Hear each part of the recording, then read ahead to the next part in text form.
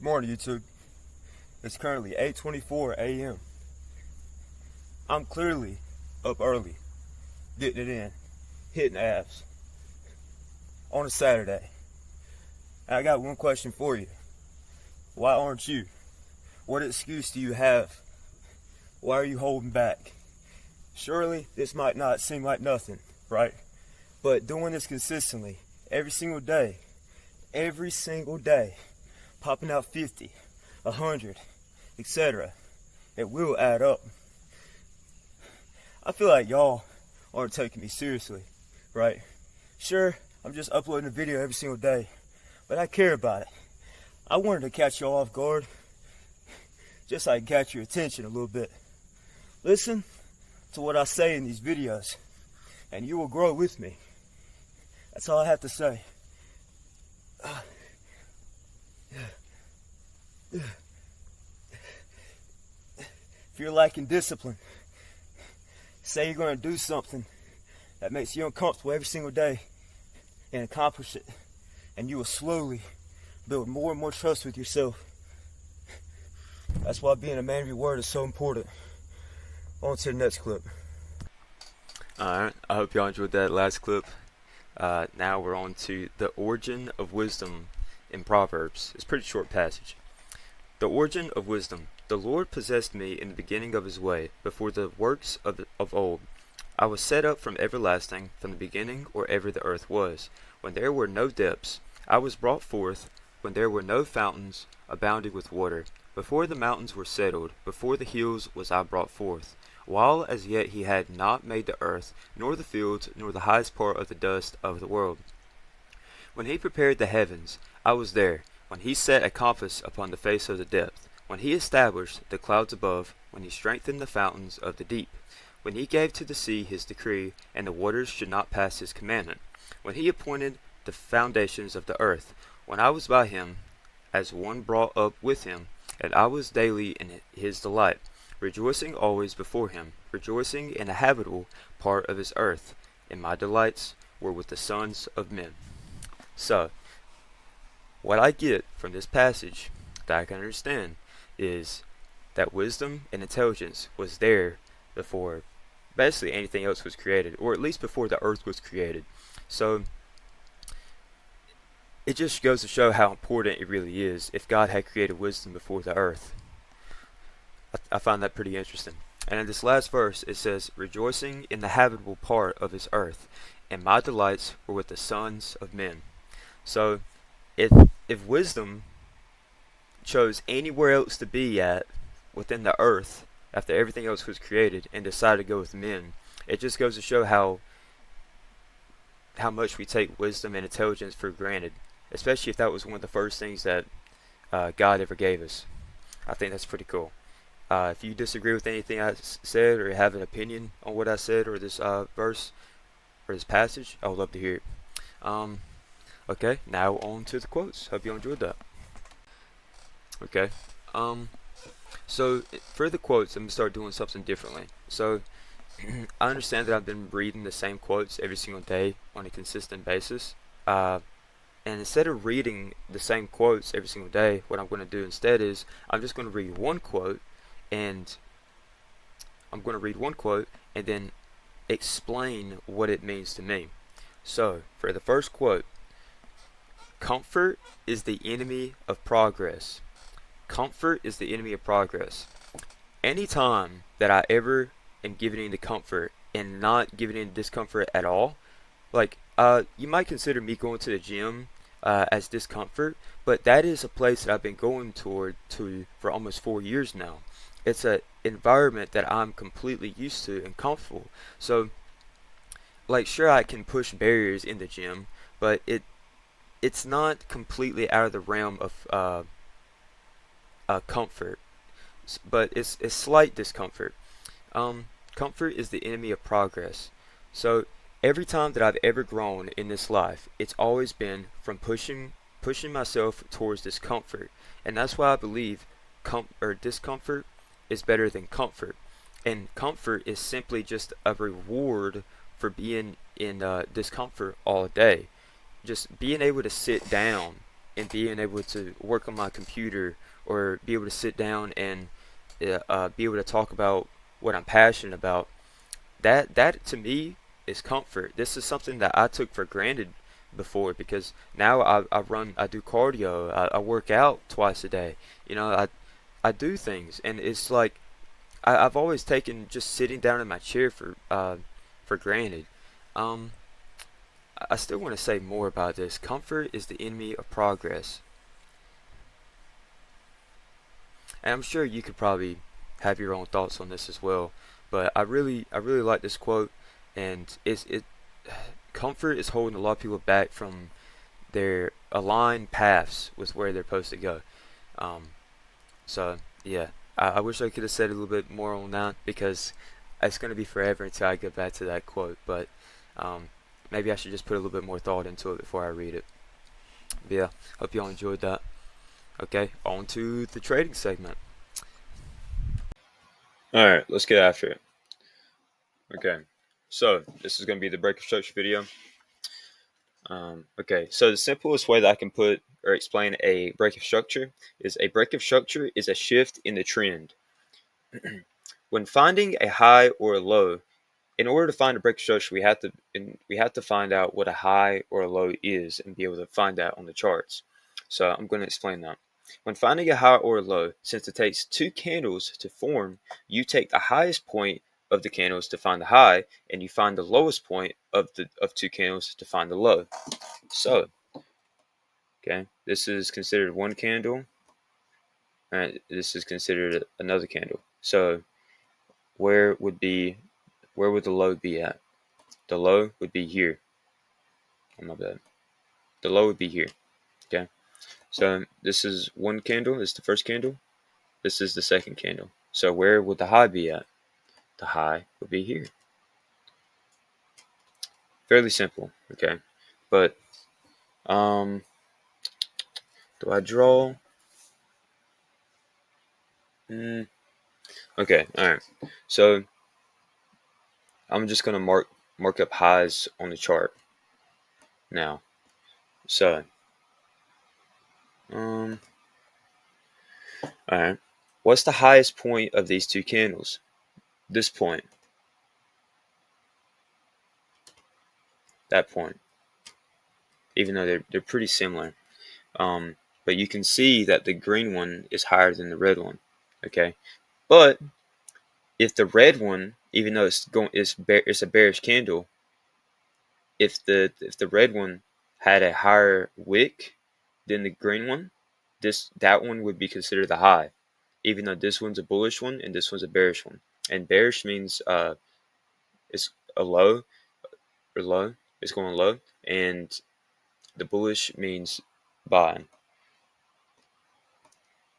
So what's the lowest point of these two candles here? Here. That's the lowest point.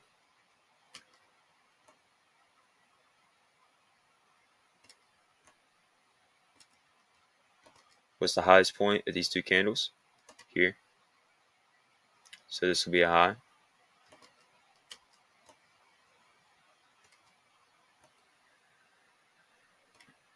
I'll try to find some better examples. Okay, all right, this was a good one. So here's a low and here's a high. So where would be the low at between these two candles? It'll be here.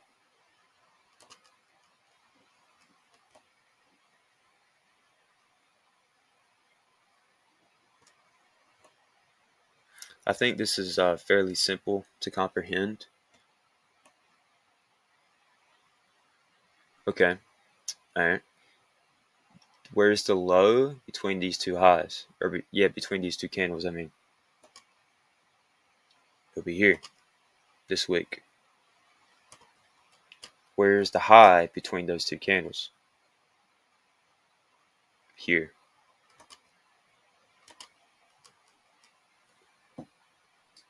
Okay, all right. On to the next thing. All right. So now I will show you what a break of structure is. So we're on an uptrend. We'll just make all this green. make it easier to comprehend. Just drawing out an uptrend. I'm making highs, lows, highs, lows, high. Okay. All right. And then, so price is not breaking lows and price is breaking highs. So price is in an uptrend. So if price breaks a low, that means that price's trend is most likely about to reverse into a downtrend. Okay, so if price starts to sell, oh my bad. If price starts to sell,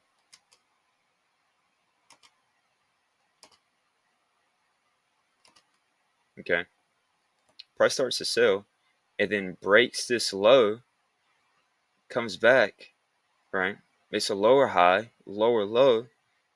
Okay, it just has to break this low in order for us to be like, okay, price is most likely going to start downtrending. And you can't, I mean, you can take trades based off of this information, right?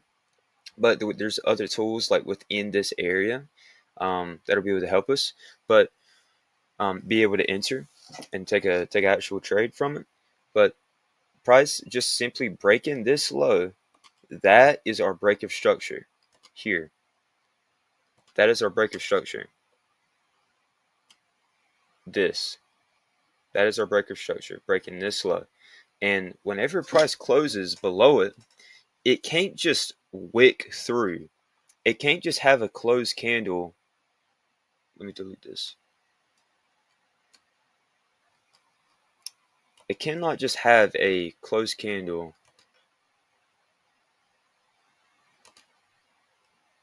What is happening? Oh, my bad. Forgetting I have to drag it. So,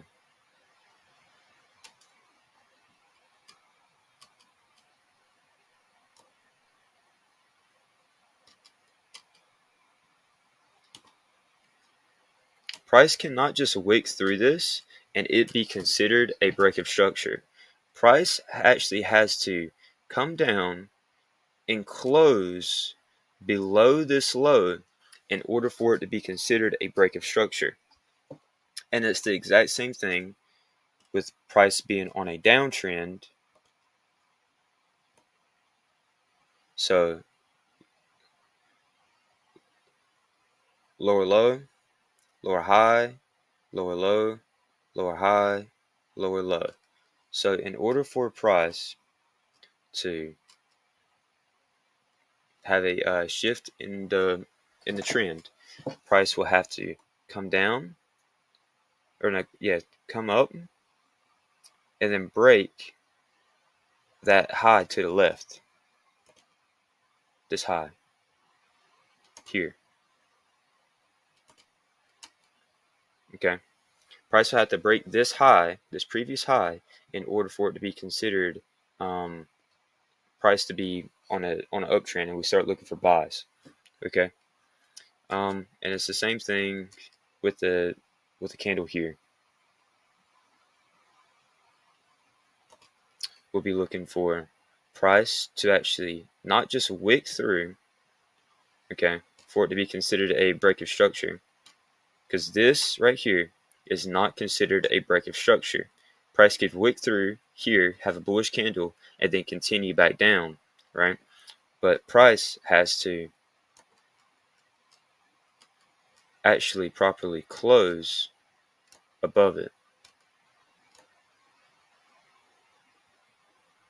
Price has to close above it. This, and what I mean by close, this closed candle, the actual body of the candle, has to close above this high. And that is considered a break of structure. It cannot wick through the high, and it cannot just wick below this low. It has to close below it.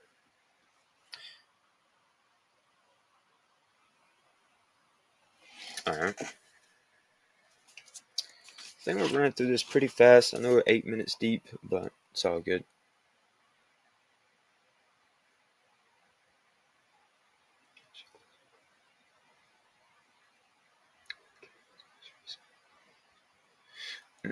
We only care about the most recent highs or lows.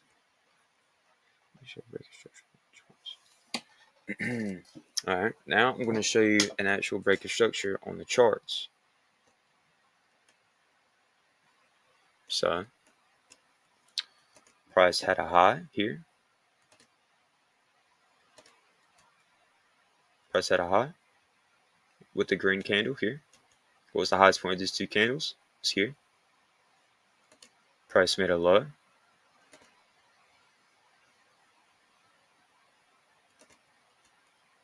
A little sideways, but it's alright. Okay. Price then makes a high. Okay. Alright. What was the previous low that we had? Technically, it is this low. Okay. It is this low.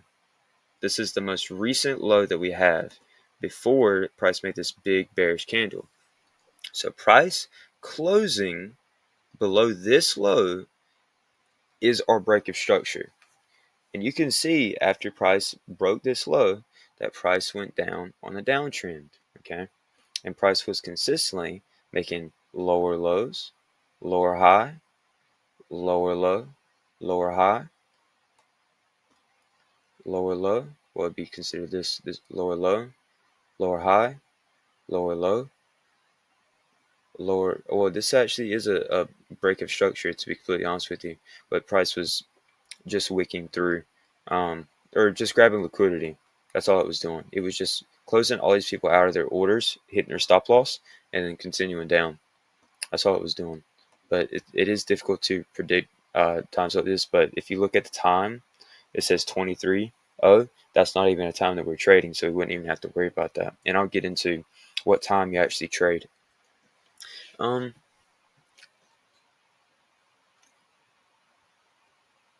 Okay, I need to show more breakup structures. I need to show a bad example of a breakup structure, what people think a breakup structure is. Okay. That's the end.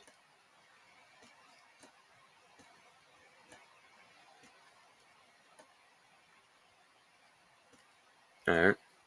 We'll just start off with this, even though it's not even really much of an uptrend. But we'll start here. So, price has a low here. Okay. Price has a high. Would be considered, this would be the high. We could actually consider this the high as well. But we'll just make this the high.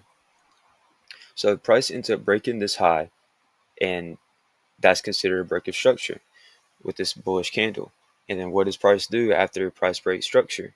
It goes up and starts breaking even more highs. That's not the greatest example of a break of structure to the upside, though. Need to find a better example.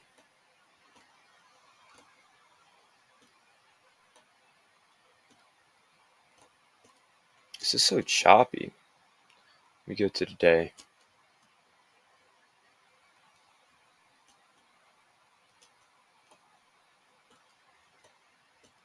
And I can't even reset it either. There we go. Alright.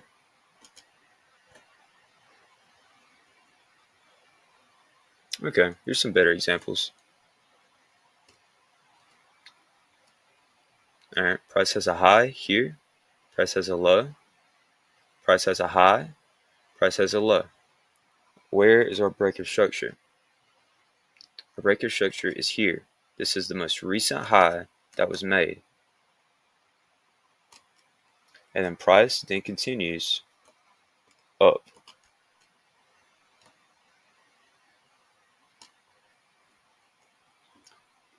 This is our break of structure here. And then price continues up to make lower or higher highs and higher lows. Alright. I think that is enough for the break of structure examples. I think you'll understand it. Oh, I never showed a bad example. I have to show a bad example. I've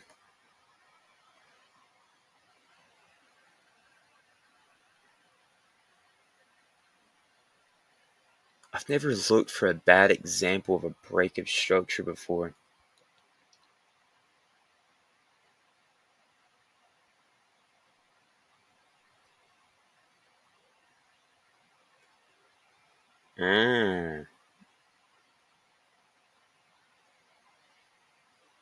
Okay.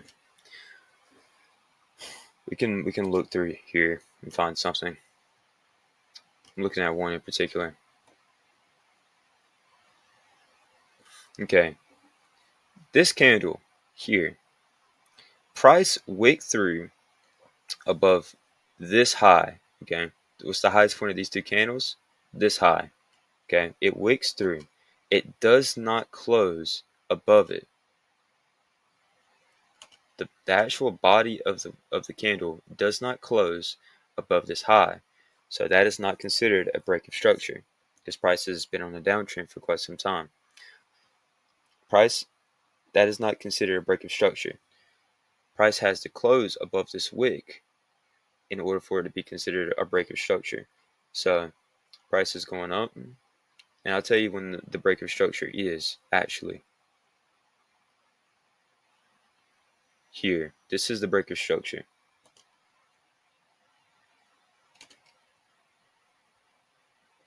I can't tell what was the highest point of these two candles. So this was the break of structure here because price closed above a most recent high. I need to give another bad example of a break of structure to the downside.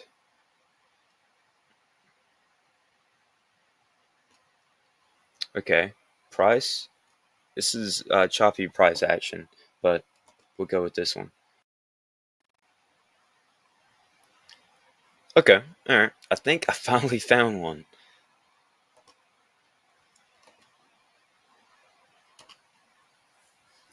Alright.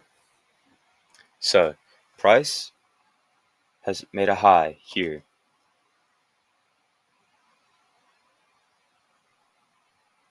Price has made a high.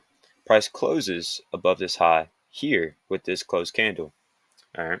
So, what was the most recent low that was made here? It was this low. So, was this considered a break of structure just because price closed below this low?